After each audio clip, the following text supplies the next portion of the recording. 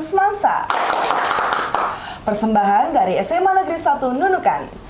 Perkenalkan, aku Jennifer yang akan mengisi episode KBS kali ini. Dan di samping aku sudah ada Kak Nasmi yang merupakan salah satu siswa dari SMA Negeri 1 Nunukan yang sangat berprestasi, yang pastinya juga sangat inspiratif.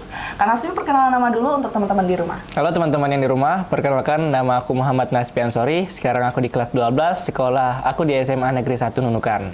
Nah, ngomong-ngomong Kak Nasmi, kabarnya hari ini gimana? Alhamdulillah kabar aku hari ini baik dan sehat walafiat pada sampai hari ini. Kalau Jenny gimana kabarnya? Ya puji Tuhan, aku sehat juga hari ini, yang pastinya baik ya.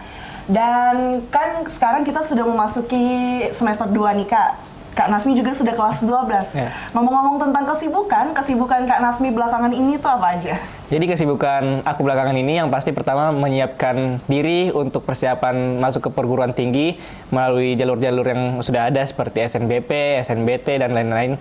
Selain itu juga karena di kelas 12 kita sudah tidak terlalu banyak aktif di kegiatan perlombaan, jadi lebih banyak waktu dengan teman-teman di kelas, dan di beberapa waktu akhir-akhir ini juga aku sibuk untuk menjadi mentor di pelatihan-pelatihan persiapan OSNK, jadi gitu. Oh, lumayan sibuk ya. Nah, dan pastinya teman-teman kita harus berterima kasih sama Kak Nasmi yang sudah menyempatkan waktunya di hari ini untuk hadir di episode KBS. Dan ngomong-ngomong tentang organisasi, selain Kak Nasmi berprestasi, Kak Nasmi juga dengar-dengar katanya sering ikut organisasi gitu ya. Dan salah satunya OSIS. By the way, Kak Nasmi ini adalah ketua OSIS tahun periode 2022 yang sekarang udah lengser dan digantikan dengan ketua OSIS kita yang baru. Nah, awal mula Kak Nasmi itu ikut berorganisasi atau tertarik dengan organisasi itu gimana sih? Jadi pertamanya itu pada SMP kelas 7. Jadi aku ikut organisasi OSIS juga. Pada saat itu menjadi anggota di bidang keagamaan. Lalu di kelas 8-nya masih di SMP mempunyai kesempatan peluang ikut OSIS lagi dan berhasil menjadi ketua OSIS di SMP. Lalu di kelas 9-nya ternyata masih diberi kesempatan untuk menjadi ketua MPK pada saat itu di SMP. Dan naik ke kelas 9 masih ikut OSIS. Alhamdulillah masih diberi kesempatan untuk menjadi Kabid 1 di OSIS, dan di kelas 11 sampai kelas 12 menjadi ketua OSIS di SMA Negeri 1 Nunukan. Wow, berarti Kak Nasmi udah dari SMP yang mengikuti organisasi OSIS itu? Iya, benar. Nah, kalau untuk organisasi yang Kak Nasmi ikuti untuk sekarang itu apa gitu? Jadi OSIS ini karena sudah lengser istilahnya, jadi sudah digantikan, sudah nonaktif sudah di OSIS, tapi aku masih ikut organisasi seperti Perhimpunan Saintis di Indonesia, karena aku juga alumni OSN di 2021-2022, jadi masih menjadi anggota aktif di organisasi itu. Tapi ngomong-ngomong, Jenny juga ikut organisasi ya? Nah, kalau untuk organisasi, aku nggak ngikut Kak kalau di sekolah. Tapi kalau di sekolah aku mengikuti ekstrakurikuler bahasa. Nah, dari bahasa ini, ekstrakurikuler bahasa ini, kita diajarkan yang pastinya tentang public speaking ya. Yang public speaking, terakhir proyek kami kemarin tentang cara menjadi MC. Nah, ternyata dari situ aku menemukan bakat aku. Dan sekarang karena aku sudah menemukan bakat aku sudah aktif di dunia radio. Keren. Nah, kan Kak Nasmi berarti udah dari dulu nih mengikuti organisasi baik di luar maupun dalam sekolah. Kalau boleh tahu, arti organisasi bagi Kak Nasmi itu apa? Jadi organisasi itu seperti sistem di hidup kita, bagaimana cara kita mengembangkan bakat kita, bagaimana cara kita mengembangkan skill-skill yang kita miliki yang tidak bisa kita kembangkan di kelas Jenny. Misalnya saja, contohnya Jenny ikut eskul bahasa, memiliki niat untuk meningkatkan public speaking-nya.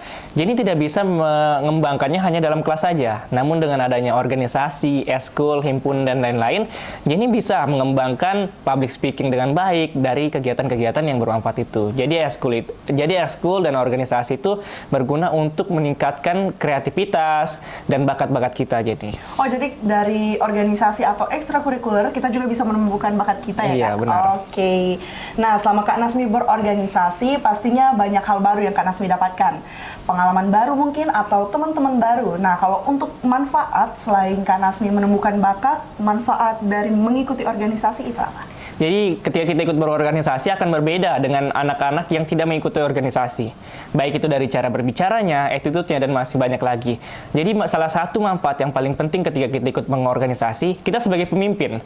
minimal kita sudah memimpin diri kita sendiri. Karena ketika kita sudah berhasil memimpin diri kita sendiri, kita juga bisa memimpin orang lain. Dan ketika kita mampu memimpin orang-orang yang di sekitar kita dengan baik, ini akan berimpact baik bagi lingkungan yang ada di sekitar kita, Jenny. Gitu. Oh, berarti untuk organisasi itu juga memiliki banyak manfaat ya Kak, selain menemukan bakat.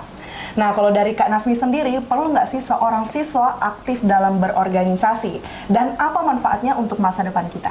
Jadi, seluruh pelajar yang ada di rumah, teman-teman yang di rumah yang masih memikirkan kalau ketika kita ikut organisasi, akan mengganggu waktu belajar kita. Nah, itu merupakan sebuah kalimat yang tidak terbukti. Kenapa demikian? Itu tergantung dari niat kita sendiri.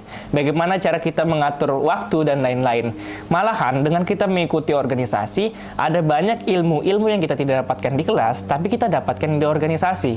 Bisa juga menambah relasi dengan teman-teman yang lain, baik itu dalam sekolah maupun di luar sekolah, Jenny. Jadi, organisasi itu penting untuk pelajar untuk mengembangkan minat bakatnya. Oke, nah dalam berorganisasi tentunya memakan waktu, apalagi OSIS misalnya ada acara-acara gitu.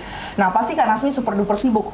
Untuk time management Kak Nasmi itu gimana cara Kak Nasmi mengatur waktu Kak Nasmi agar pelajaran Kak Nasmi nggak terganggu tapi organisasinya juga tetap jalan? Jadi intinya untuk kita mengatur waktu itu yang penting konsisten. Bagaimana kita bisa mengatur waktu belajar kita, waktu bermain kita, waktu istirahat kita, dan waktu organisasi kita. Tapi perlu kita pahami juga, Jenny, khususnya di OSIS. OSIS itu ada banyak sekali anggotanya, mungkin hampir 40-an. Dan kita harus percaya dengan anggota-anggota kita. Dan kita juga tidak bisa berprinsip kalau sebagai ketua OSIS semuanya yang harus dikerja. Tidak. Karena dengan ketua OSIS ini bisa mengatur bagaimana pembagian tugas di anggota-anggotanya. Jadi anggotanya bisa membackup tugas-tugas dari OSIS ini. Jadi pembagian waktu itu lebih mudah, Jenny, kalau kita ikut OSIS. Oh, jadi selama kita mengikuti OSIS juga nggak semestinya harus anggotanya terus atau ketuanya terus. Iya, benar. Dan nggak semestinya harus belajar terus ya, iya, organisasi benar. terus juga iya. nggak terus. Karena kalau kita belajar atau organisasi terus pasti stres. Kita perlu waktu hiburan. Nah, kalau pastinya Kak Nasmi sudah mempersiapkan secara matang untuk masa depannya, sudah ditata secara baik dan rapi. Nah, kalau boleh tahu untuk rencana Kak Nasmi setelah lulus dari sini itu kemana?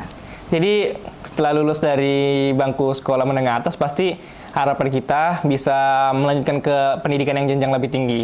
Soal universitas masih rahasia lah, karena itu masih rencana. Karena kalau belum terkabulkan berarti masih rahasia lah untuk aku.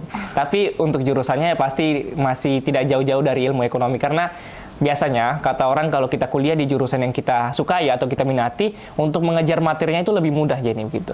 Oke, wah sangat inspiratif ya kisah Kak Nasmi kali ini guys. Nah dan semoga teman-teman di rumah juga bisa terinspirasi dari cerita Kak Nasmi. Dan semoga Kak Nasmi di episode KBS kali ini dengan hadirnya Kak Nasmi bisa membantu teman-teman di rumah ya. Jangan ragu untuk berorganisasi karena takut pelajarannya terganggu mungkin. Nah, organisasi bukan penghalang kamu menjadi siswa berprestasi, semuanya itu dari kamu sendiri.